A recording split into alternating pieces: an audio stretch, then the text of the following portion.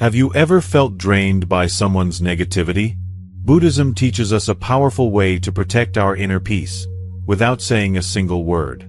By practicing patience and compassion, you can stay calm no matter what energy others bring. And through meditation, you'll learn to observe your emotions without reacting impulsively. Understanding that everyone carries their own pain helps you develop empathy instead of frustration. In silence, you can disarm negativity and protect your peace.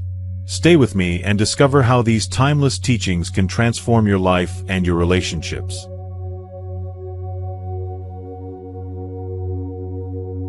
The influence of negativity in our lives. We've all been there. You walk into a room feeling good, your energy is high, maybe you're even excited about the day ahead. And then, someone's negativity hits you like a wave. It might be a coworker who constantly complains, a family member who criticizes everything you do, or even a stranger who just radiates bad vibes. And before you realize it, your mood has shifted. Suddenly, you're feeling drained, irritated, or tense. You might snap at someone else, or just feel heavy for the rest of the day. Why does this happen? Why does someone else's negativity have so much power over how we feel? The answer is simple. We're all connected. Whether we like it or not, our minds and emotions are sensitive to the energy around us. When we're surrounded by stress, anger, or complaints, it's easy to get pulled into the same negative frequency. But here's the good news. Buddhism teaches us that we don't have to be victims of other people's negativity.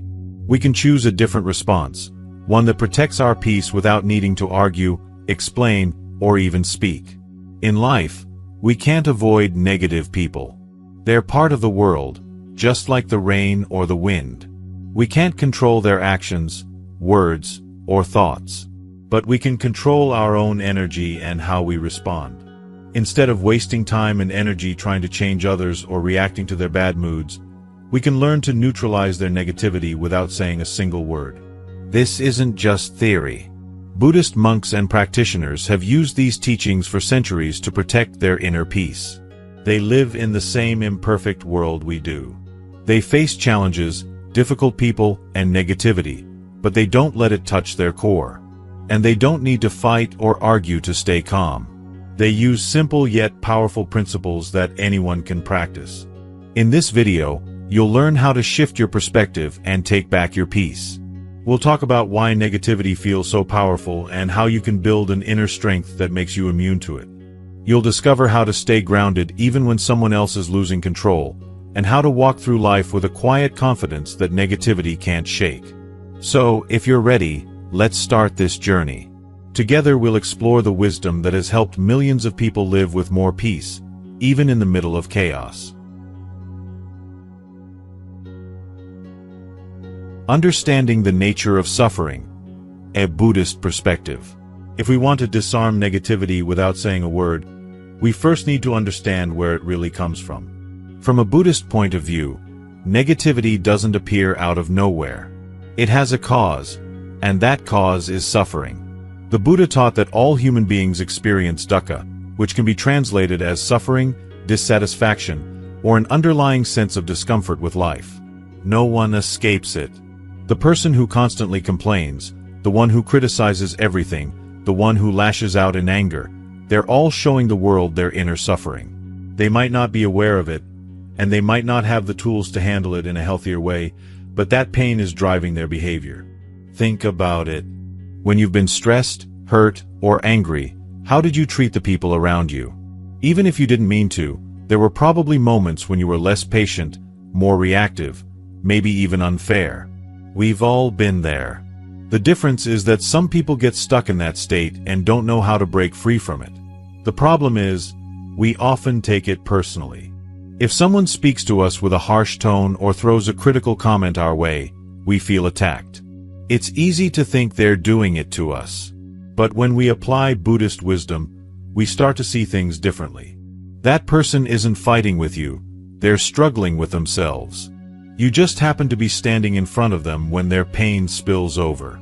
This understanding changes everything.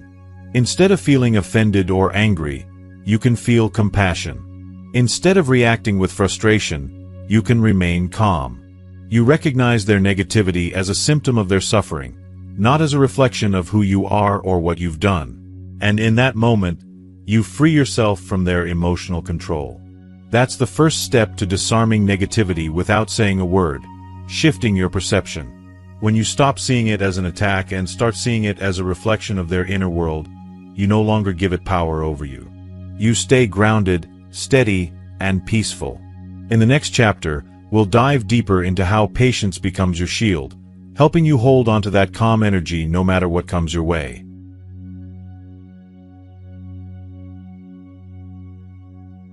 Patience as a shield, cultivating inner serenity. Once we understand that other people's negativity comes from their own suffering and not from anything we've done, the next step is learning how to protect ourselves from it. And in Buddhism, one of the most powerful ways to do this is through patience. But not the kind of patience where you just grit your teeth and wait for things to pass. True patience in Buddhism is an active force. It's a shield that keeps your inner peace untouched, no matter what's happening around you. Think about how we usually react when someone is being negative. If someone speaks to us with an angry tone, we often feel the urge to respond in kind. If someone criticizes us, we get defensive. And when we do that, we're stepping right into their world of negativity. We're letting their suffering pull us down into the same emotional state. It becomes a tug-of-war that drains our energy and leaves us feeling even worse than before. But patience gives us another option. Instead of reacting right away, we create a pause. We give ourselves a moment to breathe and stay centered. We don't have to prove ourselves right, win an argument, or teach anyone a lesson. We can choose silence. We can choose stillness. And in that choice, we protect our peace. There's a well-known story in Buddhism about the Buddha himself. One day, a man came to him full of anger. He insulted the Buddha, shouted at him, and tried to provoke him. But the Buddha remained calm and said nothing. Later, his disciples asked him why he didn't defend himself. The Buddha smiled and explained, "If someone offers you a gift and you choose not to accept it, to whom does the gift belong?" His point was simple. Negativity is like an unwanted gift. If you don't take it, it stays with the person who brought it. This is the heart of patience in Buddhist practice. You don't have to take on someone else's anger or pain. You don't have to let their energy become yours. You can stay in your own space, grounded in your own peace, without being pulled into their drama. It doesn't mean you have to put up with disrespect or abuse. Setting boundaries is important. But you can set those boundaries without anger or resentment. You can walk away from a conversation if it's getting toxic, but you can do it with calm, not with frustration. That's the strength patience gives you.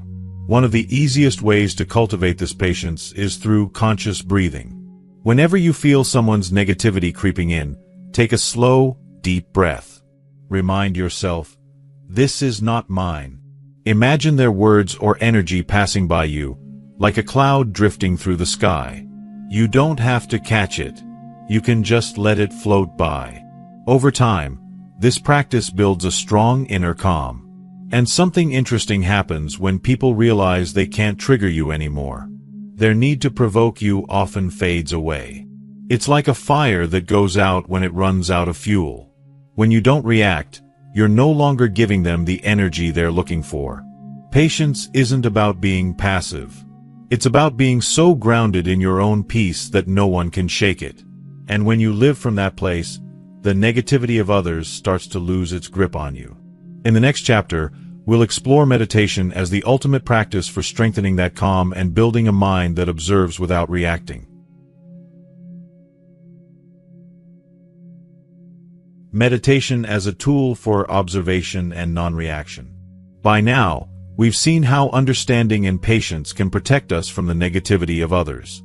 But if we want to take this practice deeper, we need something that strengthens our mind from within. That tool is meditation. In Buddhism, meditation isn't just about sitting quietly or feeling relaxed. It's about training the mind to stay clear, steady, and aware, especially when life gets challenging. And when it comes to dealing with negative people, Meditation gives us the ability to observe without reacting. Normally, when someone throws negativity our way, we react instantly. We feel offended, defensive, angry. We tense up and say something we might later regret. These are automatic reactions, and they happen because we haven't trained ourselves to pause. Meditation gives us that pause. It creates a space between what happens to us and how we respond. And in that space, we have freedom. We no longer have to get pulled into someone else's emotional chaos. We can choose to stay centered.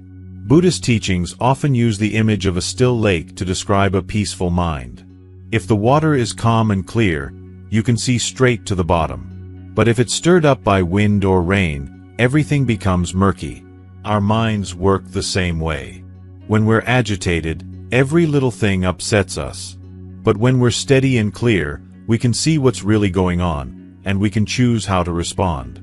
The practice that helps us cultivate this clarity is surprisingly simple. It's called breath meditation. You sit in a comfortable position, close your eyes, and focus on your breath. You don't need to control your breathing. Just notice it. Inhale, exhale. As thoughts come and go, and they will, you gently bring your attention back to the breath. Over time, this simple act strengthens your ability to stay present. And this is where the real magic happens. The more we practice observing the breath, the more we strengthen the part of our mind that observes everything. We become better at noticing when emotions arise, without immediately following them. If someone speaks to you harshly, instead of feeling instant anger, you notice, there's anger rising. But you don't have to act on it. You watch it, breathe, and let it pass. It's like sitting by the side of a road, watching cars go by. The cars are your thoughts and emotions. In meditation, you don't jump into every car. You watch them come, you watch them go. And the same skill applies in real life. When negativity comes your way, you can stay seated on the side of the road. You don't have to get carried away by the noise. This doesn't mean you'll never feel irritated again. Even the most experienced meditators still have emotions. But meditation gives you a tool to stay calm in the middle of those emotions. It teaches you that you are not your thoughts. You are not your reactions.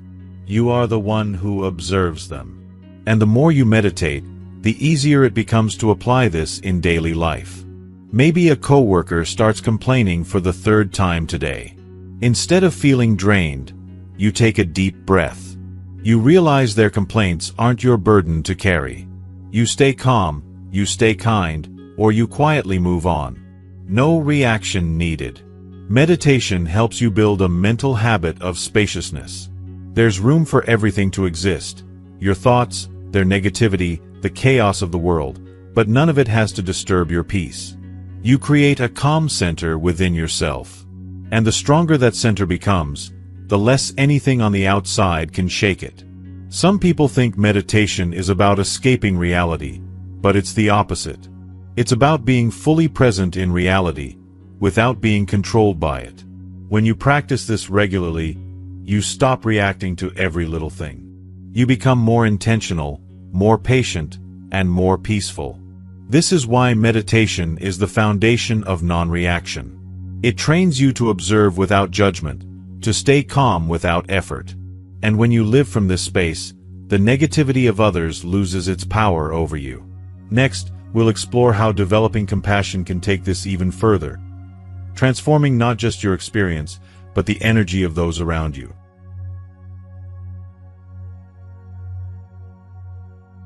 Developing compassion. Understanding the pain behind negativity.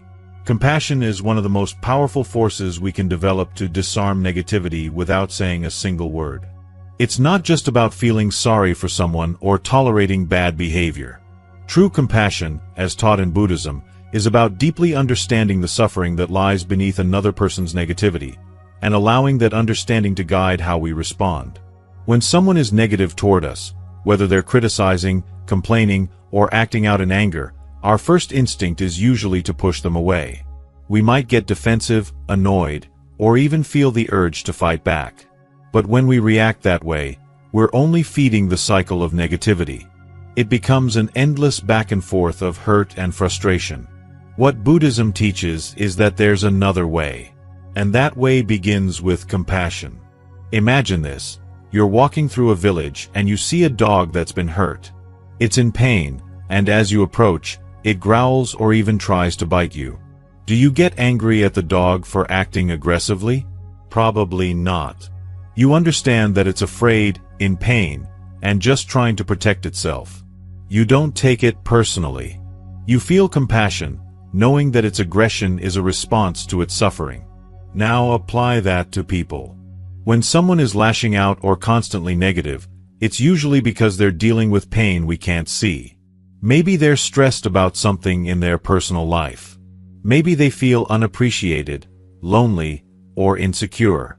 Or maybe they've carried heavy emotional wounds for years and don't know how to handle them in a healthy way. What we experience as their negativity is often just the surface of much deeper suffering. This is where compassion changes everything.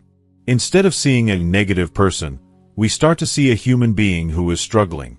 Their anger, their criticism, their complaints, these are just symptoms of that struggle.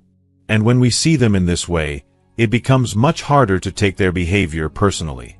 Buddhist teachings encourage us to practice something called metta, or loving-kindness meditation. This is where we consciously send out goodwill and kind wishes to others, even those who are difficult. We might repeat silently, "May you be happy. May you be free from suffering. May you find peace."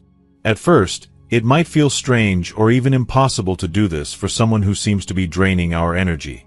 But the more we practice, the more we soften our own hearts. We develop genuine compassion, and with that compassion comes an inner strength. It's important to understand that compassion doesn't mean allowing someone to mistreat you. You can set healthy boundaries with kindness. You can remove yourself from a situation without anger. Compassion doesn't make you weak. It gives you the power to act from wisdom instead of reactivity. When you look at someone through the lens of compassion, you stop needing to prove them wrong or win an argument. You realize that engaging in negativity only deepens their suffering, and yours. Think about a time when you were hurting, stressed, or overwhelmed. What helped you most? Probably not someone telling you to calm down or pointing out your flaws. Most likely, it was someone who simply understood, someone who made you feel safe and seen. That's what compassion does. And when we offer it to others, even silently, it can change the entire energy of the situation. There's a powerful teaching from the Dalai Lama that says, if you want others to be happy, practice compassion. If you want to be happy, practice compassion. Compassion benefits everyone. It dissolves the walls that negativity builds and creates space for healing, even if it's just within yourself. In moments where someone's negativity feels overwhelming, take a breath and remind yourself, they are suffering. It doesn't excuse harmful behavior, but it helps you respond from a place of understanding instead of reaction. Sometimes, compassion is simply not reacting. Sometimes, it's walking away without resentment. And sometimes, it's offering a kind word or gesture, even when it's not expected. The more you develop compassion, the more immune you become to negativity. You stop absorbing other people's pain as your own. Instead, you radiate calm and understanding, and often, that energy can soften even the hardest hearts. But even if it doesn't, you'll have protected your own peace, and that is something no one can take away from you. In the next chapter, we'll look at simple daily practices that can help you stay anchored in this compassion and inner peace, no matter where you are or who you're with.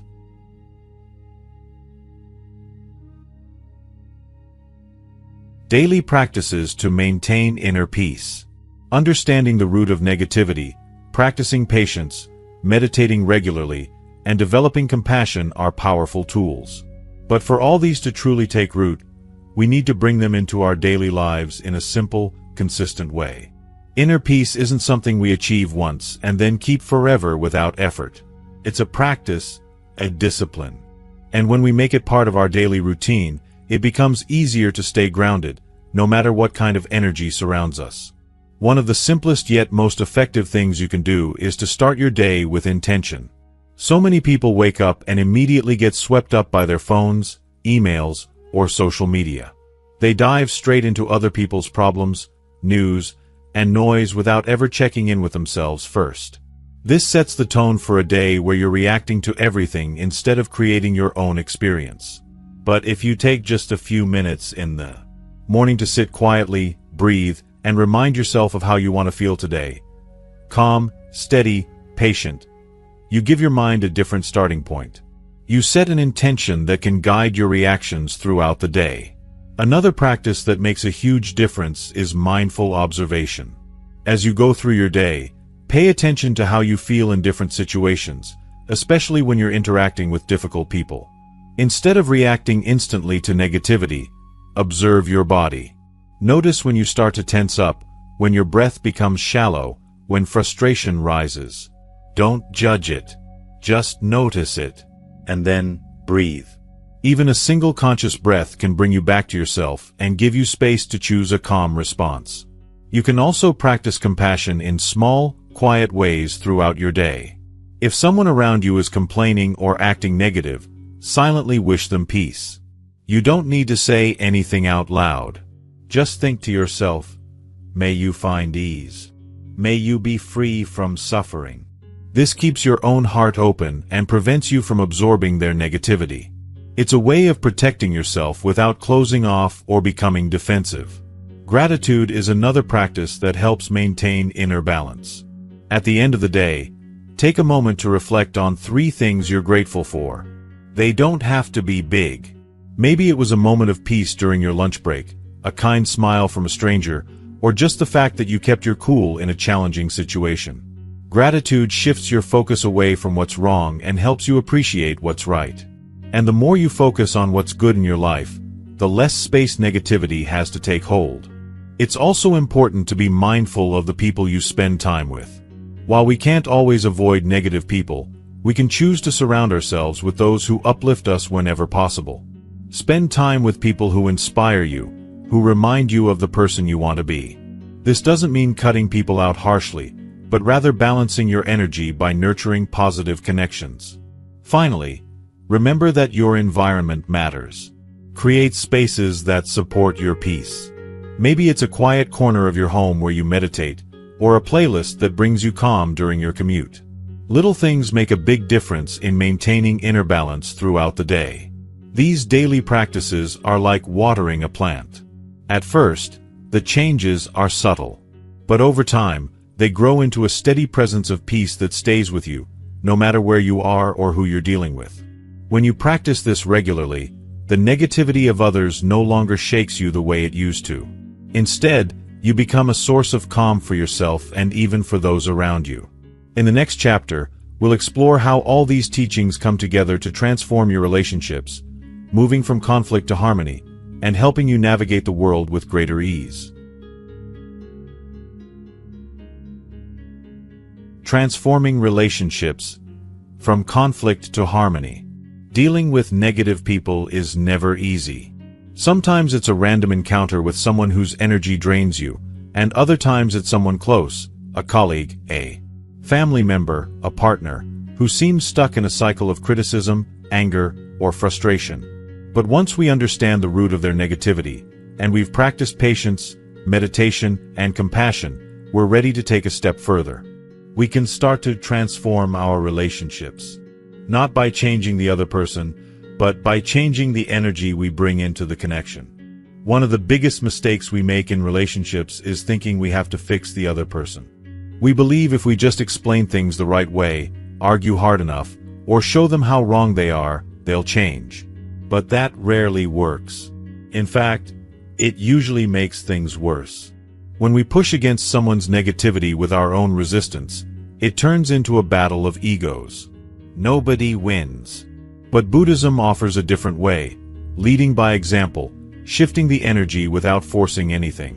When we bring calm, grounded energy into a relationship, something powerful happens. People feel it.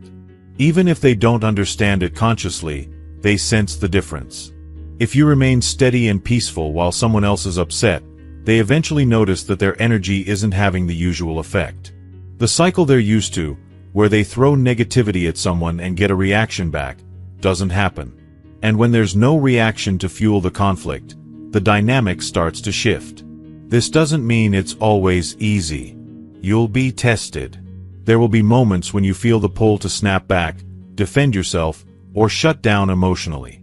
But if you can stay connected to your inner peace, you become a stable presence in the relationship. Sometimes, that's enough to help the other person calm down. Other times, it simply allows you to walk away without resentment, keeping your own energy clean. Another important part of transforming relationships is setting clear, kind boundaries. Compassion doesn't mean accepting harmful behavior. You can be understanding of someone's pain without letting them take it out on you.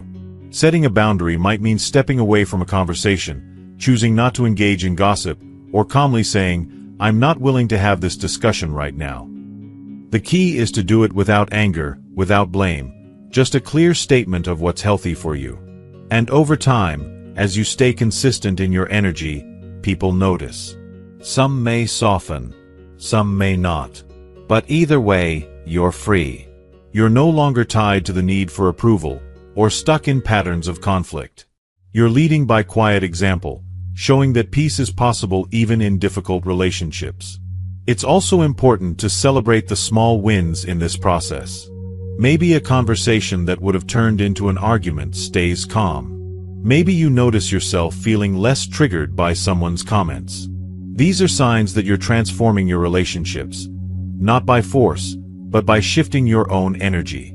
In the end, it's not about changing other people. It's about showing up differently yourself. And when you do, your presence creates a space where harmony can grow. Even in a world full of negativity, you can choose to be the calm center in the storm. In the next and final chapter, we'll bring everything together and explore how to live in balance in an imperfect world, holding on to your peace no matter what life brings. Living in balance in an imperfect world. Negativity is a part of life. No matter how much inner work we do, no matter how patient or compassionate we become, we will still encounter people who are angry, frustrated, or lost in their own suffering. We can't control that. What we can control is the energy we carry and how we choose to respond.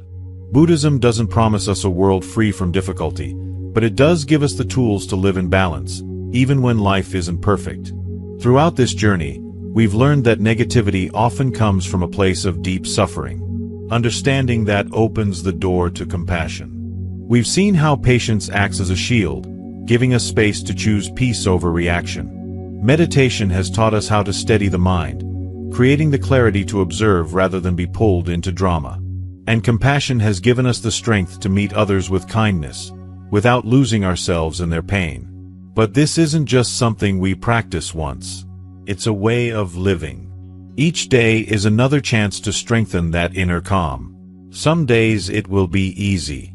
You'll feel grounded, unshaken, centered. Other days, you'll get caught off guard.